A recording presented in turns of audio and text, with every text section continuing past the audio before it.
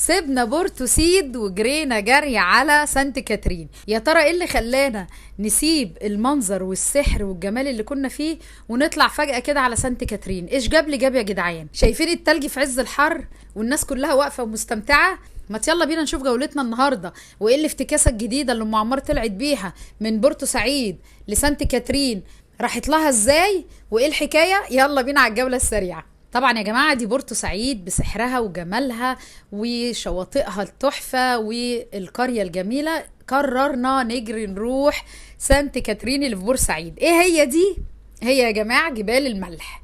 جبال الملح دي في بورسعيد منطقة كده مزار سياحي بيروح فيه الناس تتفرج وتاخد صور اكنك في سانت كاترين. لا والاجمل بقى ان احنا شفنا بعض الصور ولقطات الفيديو، الناس بتروح في شهر 12 وشهر 1 يلبسوا بقى لبس الاسكيمو بقى ويعملوا اكنهم طالعين في جبال التلج، وفعلا والله الواحد حساها فعلا انها تلج مش ملح. طبعا بوريها لكم، دي عبارة عن جبال ملح خشن يا جماعة، يعني نازلة من الملاحات، جايبينها من الملاحات وعملوا بيها المنظر الجمالي ده. صراحة فكرة حلوة جدا جدا، حبيت اخد جولة معاكم ولقطات واوري الولاد الاماكن الجميلة اللي موجودة في مصر، لان هم متخيلين ان اجمل الاماكن موجودة بره مصر. قلت لهم ده هي دي الاساس، ده خزائن الله في ارض مصر، من بقى مزارات سياحية، من معادن، من كل حاجة.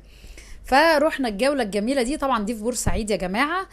عدينا المعدية اللي هي بور فؤاد، وبعد كده دخلنا بقى على المنطقة الجميلة دي، خدنا فيها لقطات، وبقوا الناس واقفين يقولوا ايه، ما ناخد شوية ملح يا جماعة نروح نخلل بيه ناخد المخلل. برغم ان انا عرفت هناك ان هم بيبيعوا برضو شويلة ملح خشن باسعار حلوة قوي للي عايز ايه، اللي عايز ياخدها معاه وهو راجع بلده يعني.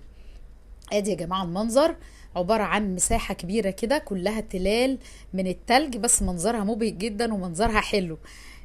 فحبيت اوريكم الجولة دي للناس اللي ما كانتش تعرف زي كده بورسعيد واول مرة كنت انزلها واروح لها. بجد حقيقي تجربة حلوة جدا، وانا فرحانة ان انا خدت التجربة دي ووريت ولادي الاماكن اللي احنا عمرنا ما شفناها قبل كده، جميلة. والمنتجع جميل جدا اللي كنا فيه. وان شاء الله هنزل لكم فيديو تفصيلي بالمنتجع والشوارع والسهرات الليلية والبحر والدخول الشماسي والكراسي، هل بفلوس ولا من غير فلوس، اوريكم جولة في الشقة واعرفكم مين اللي حجزت معاه، تعرفوا كل حاجة عنها. حقيقي انا فرحانة بالتجربة دي، وازاي كانت دي جنبنا مفيش ساعتين من هنا، من عندي من مدينتي لغاية بورسعيد ساعتين و5 دقايق بالظبط، وازاي ما كناش بنروحها. فبجد يعني بوصيكم اللي ما راحش بورتو سعيد يروحوا، لان هيستمتع جدا، هدوء وجمال ومناظر طبيعية وكل حاجة تتخيلوها وحاجات جديدة ما شفناهاش قبل كده. يلا بقى اترككم في رعاية الله، وانتظروا الجولة بقى مفصلة بكل حاجة ان شاء الله تنزل لكم فيديو قريب، واقول لكم بقى ايه. السلام عليكم ورحمة الله وبركاته، اغلى واحب اخوات لقلبي، دمتم في امان الله.